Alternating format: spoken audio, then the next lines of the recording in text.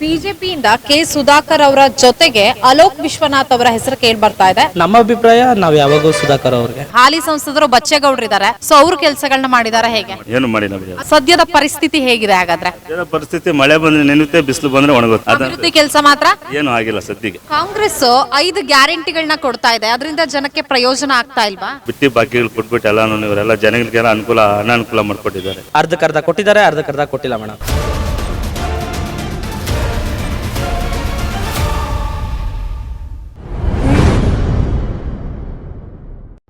Sir, ತಮ್ಮ ಹೆಸರು? ಅವಿನಾಶ್ ಅಂತ ಮೇಡಮ್. ಓಕೆ, ಲೋಕಸಭಾ ಚುನಾವಣೆ ಬರ್ತಾ ಇದೆ. ಸೊ ಈ ಒಂದು ಚಿಕ್ಕಬಳ್ಳಾಪುರ ಲೋಕಸಭಾ ಕ್ಷೇತ್ರದಿಂದ ಯಾವ ಪಕ್ಷದವರು ಸಂಸದರಾಗಬೇಕು ಸರ್? ನನ್ನ ಪ್ರಕಾರ ಕೆ ಸುಧಾಕರ್ ಅವರು. ಓಕೆ, ಅವರು ಚಿಕ್ಕಬಳ್ಳಾಪುರ ಕ್ಷೇತ್ರದಲ್ಲಿ ಚೆನ್ನಾಗಿ ಕಾರ್ಯಗಳು ನಡೆಸಿದ್ದಾರೆ. ಅಭಿವೃದ್ಧಿ ಕಾರ್ಯಗಳು ಅಲ್ಲಿ ಅಭಿವೃದ್ಧಿನೂ ಚೆನ್ನಾಗಿ ನಡೀತಾ ಇದೆ.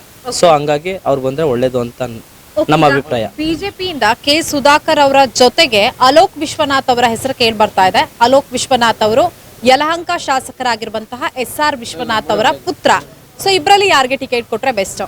ನಮ್ಮ ಅಭಿಪ್ರಾಯ ನಾವು ಯಾವಾಗೂ ಸುಧಾಕರ್ ಅವ್ರಿಗೆ. ಓಕೆ, ಬಟ್ ಕಳೆದ ವಿಧಾನಸಭಾ ಚುನಾವಣೆಯಲ್ಲಿ ಸುಧಾಕರ್ ಅವರನ್ನ ಏನು ಚಿಕ್ಕಬಳ್ಳಾಪುರದ ಜನರೇ ಸೋಲ್ಸಿದ್ರು. ಕಾರಣ ಬಂದು ಒಬ್ರು ಶಿಕ್ಷಕರಾಗಿ ನೇಮಕ ಆಗಿದ್ರು. ಶಿಕ್ಷಕರಾದ್ರೆ ಅವರು ಒಳ್ಳೆ ಎಜುಕೇಶನ್ ಇದೆ. ಸೊ ಹಂಗಾಗಿ ಇವ್ರೇನಾದರೂ ಅಭಿವೃದ್ಧಿ ಮಾಡ್ತಾರೆ ಅಂತ ಅಂದ್ಬಿಟ್ಟು ಅವ್ರಿಗೊಂದು ಚಾನ್ಸ್ ಕೊಟ್ಟಿದ್ದು ಅಷ್ಟೇ. ಅದಕ್ಕೋಸ್ಕರ ಇವ್ರನ್ನ ಕೈ ಬಿಡಬೇಕಾಯ್ತು. ಬಟ್ ಈಗ ಸುಧಾಕರ್ ಅವರೇ ಬೆಸ್ಟ್ ಅನಿಸ್ತಾ ಇದೆ. MLA ಪ್ರದೀಪ್ ಈಶ್ವರ್ ಅವರು ಕೆಲಸಗಳನ್ನ ಮಾಡ್ತಿದಾರಾ? ಹೇಗೆ ಮಾಡ್ತಿದ್ದಾರೆ ಮೇಡಮ್. ಆದ್ರೂ ನಮಗೆ ಸುಧಾಕರ್ ಅವರು ಬೆಸ್ಟ್ ಅನಿಸುತ್ತೆ. ಓಕೆ, ಬಟ್ ಇನ್ನು ಯಾರಿಗೆ ಸೀಟು ಅಂತ ಆಗಿಲ್ಲ. ಯಾಕಂದ್ರೆ ಈ ಬಾರಿ ಬಿಜೆಪಿ ಮತ್ತೆ JDS ಮೈತ್ರಿ ಮಾಡ್ಕೊಂಡಿರೋದ್ರಿಂದ ಇನ್ ಕೇಸ್ JDS ಕ್ಯಾಂಡಿಡೇಟ್ ಇಲ್ಲಿಗೆ ಬಂದ್ರೆ ಮೇಡಮ್ ಎಲ್ಲ ಜನ ಮೇಲೆ ಡಿಪೆಂಡು. ಜನ ಯಾರಿಗೆ ಓಟ್ ಜಾಸ್ತಿ ಆಗ್ತಾರೋ ಅದ್ರ ಮೇಲೆ ಹೇಳಕ್ಕಾಗುತ್ತೆ. ನಮ್ಮ ಅಭಿಪ್ರಾಯ ಅಲ್ಲಿ ನಡೆಯಲ್ಲ. ಓಕೆ, ಈಗ ಕಾಂಗ್ರೆಸ್ನಿಂದ ರಕ್ಷಾರಾಮಯ್ಯ ಅವರ ಹೆಸರು ಕೇಳಿ ಬರ್ತಾ ಇದೆ. ಅವರು ಕೂಡ ಯುವ ಮುಖಂಡರು. ಸೊ ಅವ್ರ ಬಗ್ಗೆ ನಿಮ್ಮ ಒಪಿನಿಯನ್ ಏನ್ ಸರ್? ಅವ್ರ ಬಗ್ಗೆ ಅಷ್ಟು ಗೊತ್ತಿಲ್ಲ ಮೇಡಮ್. ಈ ಬಾರಿ ಹಾಗಾದ್ರೆ ಬಿಜೆಪಿ ಅಧಿಕಾರಕ್ಕೆ ಬರುತ್ತೆ ಇಲ್ಲಿ ಅಂತ ಹೇಳ್ತಿದ್ದಾರೆ.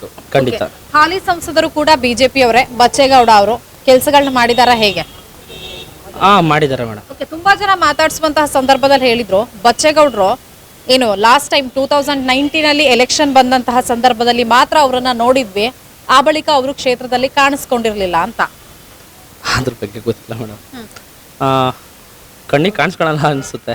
ಓಕೆ, ಪ್ರಧಾನಿ ನರೇಂದ್ರ ಮೋದಿ ಅವ್ರ ಬಗ್ಗೆ ನಿಮ್ಮ ಒಪಿನಿಯನ್ ಏನು ಅವ್ರ ಬಗ್ಗೆ ಮಾತಾಡೋ ಇದೇ ಇಲ್ಲ ಮೇಡಮ್. ಅವ್ರು ಮಾಡ್ತಾರ ಕೆಲಸಗಳೆಲ್ಲ ನಮ್ಮ ಭಾರತ ದೇಶಕ್ಕೆ ಚೆನ್ನಾಗಿ ನಡೀತಾ ಇದೆ. ಯಾವುದೇ ಕಾರ್ಯ ಆಗಿರ್ಬೋದು ಎಲ್ಲದರಲ್ಲೂ ಅವ್ರ ಬಗ್ಗೆ ಬೆಳ್ಳೆ ತೋರ್ಸಂಗೆ ಇಲ್ಲ ನಾವು. ಸತ್ಯ ರಾಜ್ಯದಲ್ಲಿ ಕಾಂಗ್ರೆಸ್ ಅಧಿಕಾರದಲ್ಲಿದೆ. ಹೇಗಿದೆ ಕಾಂಗ್ರೆಸ್ನ ಆಡಳಿತ? ಕಾಂಗ್ರೆಸ್ ಆಡಳಿತ ಚೆನ್ನಾಗಿದೆ. ಬಟ್ ಆದರೆ ಕೆಲವೊಂದು ಇವೆಲ್ಲ ಮಾಡ್ಕೊಂಡು ಕೊಡ್ತೀನಿ ಅಂತ ಆಶ್ವಾಸನೆ ಕೊಟ್ಟಿದ್ರು, ಅದನ್ನಾಗಲೇ ಎಲ್ಲ ಹಿಂತಿರುಗಿಸಿ ಇದು ಮಾಡ್ತಿದ್ದಾರೆ. ಅಲ್ಲ, ಈಗ ಅವರು 5 ಉಚಿತ ಗ್ಯಾರಂಟಿಗಳನ್ನ ಕೊಡ್ತೀನಿ ಅಂತ ಹೇಳಿದ್ರು, ಕೊಟ್ಟಿದ್ದಾರೆ. ಅದರಿಂದ ಜನಕ್ಕೆ ಪ್ರಯೋಜನ ಆಗ್ತಿದ್ಯಾ? ಕೊಟ್ಟಿದ್ದಾರೆ. ಬಟ್ ಆದರೆ ಎಷ್ಟೋ ಜನ 70% ಜನಕ್ಕೆ ಅದು ಸೌಲಭ್ಯ ಸಿಗ್ತಾ ಇಲ್ಲ ಇನ್ನು. ಗ್ಯಾರಂಟಿಗಳು ಒಳ್ಳೇದಾ ಕೆಟ್ಟದ್ದಾ ಸರ್? ಗ್ಯಾರಂಟಿಗಳು ಒಳ್ಳೇದನ್ನೋದಕ್ಕಿಂತ ಅದೆಲ್ಲ ಕೊಡೋಕೆ ಹೋಗ್ಬಾರ್ದು. ಯಾಕೆಂದರೆ ಎಲ್ಲ ನಮ್ಮ ತೆರಿಗೆನೆ ತಗೊಳ್ತಾರೆ. ಬಟ್ ನಮಗೆ ಕೊಡ್ತೀನಿ ಅಂತಾರೆ, ಬಟ್ ಕೊಟ್ಟಿಲ್ಲ. ಅರ್ಧಕ್ಕರ್ಧ ಕೊಟ್ಟಿದ್ದಾರೆ, ಅರ್ಧಕ್ಕರ್ಧ ಕೊಟ್ಟಿಲ್ಲ ಮೇಡಮ್. ಓಕೆ ಸರ್, ತಮ್ಮ ಹೆಸರು? ಓಕೆ, ಈಗ MP ಎಲೆಕ್ಷನ್ಸ್ ಬರ್ತಾ ಇದೆ. ಈ ಒಂದು ಚಿಕ್ಕಬಳ್ಳಾಪುರ ಲೋಕಸಭಾ ಕ್ಷೇತ್ರದಿಂದ ಬಿಜೆಪಿ ಅಥವಾ JDS ಮೈತ್ರಿ MP ಆದ್ರೆ ಬೆಸ್ಟ್ ಅನ್ಸುತ್ತಾ, ಕಾಂಗ್ರೆಸ್ ಅವರಾದ್ರೆ ಬೆಸ್ಟ್ ಅನ್ಸುತ್ತಾ ಸರ್? ನಾವು BJP JDS ಅವರಾದ್ರೆ ಬೆಸ್ಟ್ ಅನ್ಸುತ್ತೆ ಮೇಡಮ್. ಓಕೆ, ಯಾಕೆ ಸರ್ ಬೆಸ್ಟ್ ಅನ್ಸುತ್ತೆ? BJP ಅವ್ರು ಚೆನ್ನಾಗಿ ಕೆಲಸ ಮಾಡ್ಕೊಂಡು ಬರ್ತಾ ಇದಾರಲ್ಲ ಮೇಡಮ್. ಕೇಂದ್ರ ಸರ್ಕಾರದಿಂದ ಚೆನ್ನಾಗಿ ಕೆಲಸ ಮಾಡ್ತಾ ಇದ್ದಾರೆ. BJP ಕಡೆಯಿಂದ ಏನು ಇದಿಲ್ಲವಲ್ಲ.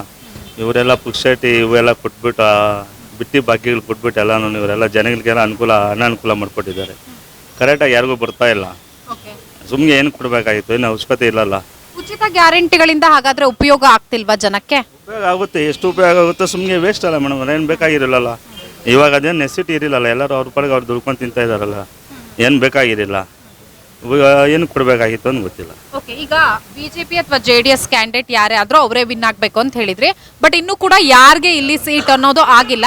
ನಿಮ್ ಪ್ರಕಾರ ಯಾರಿಗಾದ್ರೆ ಬೆಸ್ಟ್ ಅನ್ಸುತ್ತೆ? ಬಿಜೆಪಿ ಕಡೆಯಿಂದ ಅಭ್ಯರ್ಥಿ ಹಾಕಿದ್ರೆ ಬೆಸ್ಟಾ ಅಥವಾ JDS ಕಡೆಯಿಂದ ಹಾಕಿದ್ರೆ ಬೆಸ್ಟ್ ಅನ್ಸುತ್ತಾ? ಇಲ್ಲಿ ನೋಡ್ಬೇಕು ಮೇಡಮ್. ಇನ್ನ ಕ್ಯಾಂಡಿಡೇಟ್ ಮೇಲೆ ಡಿಪೆಂಡ್ ಆಗುತ್ತೆ. ನೋಡ್ಬೇಕು ಕ್ಯಾಂಡಿಡೇಟ್ ಯಾರು ಕೊಡ್ತಾರೋ ಟಿಕೆಟ್ ಅವ್ರ ಮೇಲೆ ಡಿಪೆಂಡ್ ಆಗುತ್ತೆ. ಸದ್ಯದ ಇನ್ಫಾರ್ಮೇಶನ್ ಪ್ರಕಾರ ಮಾಜಿ ಸಚಿವರಾಗಿರುವಂತಹ ಕೆ ಸುಧಾಕರ್ ಅವರ ಹೆಸರು ಜೊತೆಗೆ ಅಲೋಕ್ ವಿಶ್ವನಾಥ್ ಅವರ ಹೆಸರು ಕೇಳಿ ಬರ್ತಾ ಇದೆ ಬಿಜೆಪಿಯಿಂದ. ಇನ್ನೊಂದು ಕಡೆ ಕಾಂಗ್ರೆಸ್ನಿಂದ ರಕ್ಷಾರಾಮಯ್ಯ ಅವರ ಹೆಸರು ಕೇಳಿ ಬರ್ತಾ ಇದೆ.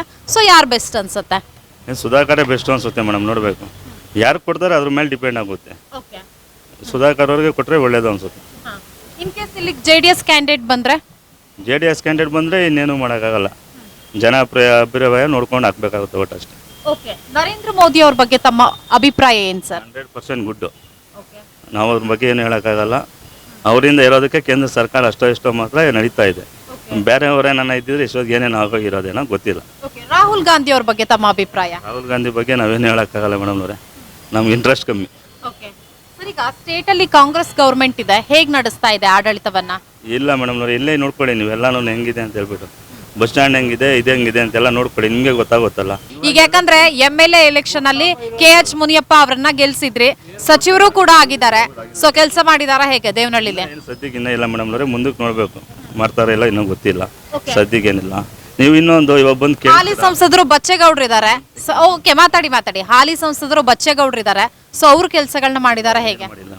ಏನು ಮಾಡಿಲ್ಲ ಬಿಡಿ, ಅಂದ್ರೆ ಯಾವುದೇ ಯಾವ ಪಕ್ಷ ಅಧಿಕಾರಕ್ಕೆ ಬಂದ್ರು ಕೂಡ ದೇವನಹಳ್ಳಿ ಪರಿಸ್ಥಿತಿ ಬದಲಾಗಿಲ್ಲ ಅಂತಿದ್ದಾರೆ. ಬದಲಾವಣೆ KDB ಆಗಿದೆ, ಇಂಟರ್ನ್ಯಾಷನಲ್ ಏರ್ಪೋರ್ಟ್ ಇದೆ, ಎಲ್ಲ ಇದೆ ಕರೆಕ್ಟಾಗಿ ಚರಂಡಿ ಇಲ್ಲ. ಯಾರು ನಂಬಲ್ಲ ಸರ್, ಇಂಟರ್ನ್ಯಾಷನಲ್ ಏರ್ಪೋರ್ಟ್ ಇಷ್ಟ ಹತ್ರ ಇರೋದ್ರಿಂದ ದೇವನಹಳ್ಳಿ ತುಂಬಾ ರಿಚ್ ಪ್ಲೇಸ್, ಎಲ್ಲ ಅಭಿವೃದ್ಧಿ ಆಗಿದೆ ಅಂತ ಜನ ಅನ್ಕೊಳ್ತಾರೆ ಹೊರಗಡೆ ಇರೋರು. ಹೊರಗಡೆ ಇರೋರು ಅನ್ಕೊಂತಾರೆ, ಇಲ್ಲಿ ಬಂದು ನೋಡಿದ್ರೆ ಎಲ್ಲ ಗೊತ್ತಾಗೋದು. ಕರೆಕ್ಟಾಗಿ ಬಸ್ ಸ್ಟ್ಯಾಂಡ್ ಇಲ್ಲ, ನಿಂತ್ಕೊಳಕ್ ಜಾಗ ಇಲ್ಲ, ಏನೂ ಇಲ್ಲ. ಇಲ್ಲಿ ಮಳೆ ಬಂದರೆ ನಿಂತ್ಕೊಳಕ್ಕಾಗಲ್ಲ, ಫುಟ್ಪಾತ್ ಇಲ್ಲ, ಏನೂ ಇಲ್ಲ. ಸುಮ್ಮನೆ ಬರ್ತಾರೆ, ಎಲ್ಲ ಗೆಲ್ತಾರೆ, ಹೋಗ್ತಾರೆ. ಟೌನಲ್ಲಿ ನೋಡಿ, ನೀವು ಒಂದ್ಕಿತ ಬರ್ತೀರಾ, ನೆಕ್ಸ್ಟ್ ಟೈಮ್ ನೀವು ಗೆದ್ದ ಮೇಲೆ ಬಂದು ವಿಚಾರಿಸ್ಬೇಕು ಅವ ಏನ್ ಮಾಡ್ತಾ ಇದಾರೆ ಏನಿಲ್ಲ ಅಂತ. ಮುನಿಯಪ್ಪ ಅವ್ರ ಬಗ್ಗೆ ಪ್ರಶ್ನೆ ಕೇಳಿದ್ದು, 9 ತಿಂಗಳಾಗಿದೆ ಕೆಲಸ ಮಾಡಿದ ಅಂತ. 1 ತಿಂಗಳಿಗೆ ನಾವು ಬಂದು ಪ್ರಶ್ನೆ ಕೇಳಕ್ ಆಗಲ್ಲ ಸರ್, 1 ತಿಂಗಳಿಗೆ ಯಾರು ಅಭಿವೃದ್ಧಿ ಮಾಡಕ್ ಆಗಲ್ಲ. ಸೊ ಹಾಗಾಗಿ ಈಗ 9 ಮಂತ್ಸ್ ಕಂಪ್ಲೀಟ್ ಆಗಿದೆಯಲ್ಲ, ಈಗ ಪ್ರಶ್ನೆ ಕೇಳಿದ್ದು. ಸದ್ಯಕ್ಕೆ ಏನು ಇನ್ನೂ ಮಾಡಿಲ್ಲ ಮೇಡಮ್, ಟೌನಲ್ಲಿ ಏನು ಮಾಡಿಲ್ಲ, ಹೊರಗಡೆ ಮಾಡಿದ್ದಾರೆ ಏನೋ ಗೊತ್ತಿಲ್ಲ. ಹಳ್ಳಿಗಳ ಸದ್ಯದ ಪರಿಸ್ಥಿತಿ ಹೇಗಿದೆ ಹಾಗಾದ್ರೆ? ಸದ್ಯದ ಪರಿಸ್ಥಿತಿ ಮಳೆ ಬಂದ್ರೆ ನೆನೆಯುತ್ತೆ, ಬಿಸಿಲು ಬಂದ್ರೆ ಒಣಗುತ್ತೆ. ಅಭಿವೃದ್ಧಿ ಕೆಲಸ ಮಾತ್ರ ಏನು ಆಗಿಲ್ಲ ಸದ್ಯಕ್ಕೆ, ಇವಾಗವರೆಗೂ ಆಗಿಲ್ಲ, ಮುಂದೆ ಆಗುತ್ತೆ ನೋಡ್ಬೇಕು.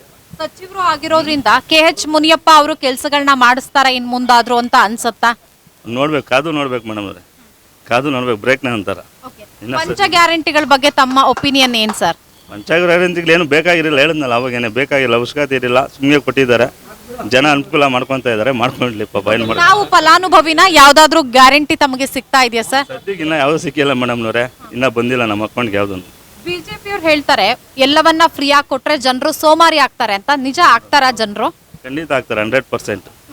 ಏನು ಗೊತ್ತಾರೆ, ಒಂದು ವಾರ ಕೆಲ್ಸಕ್ಕೆ ಹೋಗ್ತಾರೆ, ಇನ್ನೊಂದು ವಾರ ಪುಕ್ಷಟಿ ಬಂದಿರೋದಕ್ಕೂ ಆರಾಮಾಗಿ ಖರ್ಚು ಮಾಡ್ಕೊಂಡಿರ್ತಾರೆ ಅಷ್ಟೇ. ಹೇಗಿದೆ ಹಾಗಾದ್ರೆ ಸರ್ ಕಾಂಗ್ರೆಸ್ ಆಡಳಿತ, ಸರಿ ಇದೆಯಾ ಸರಿ ಇಲ್ವಾ?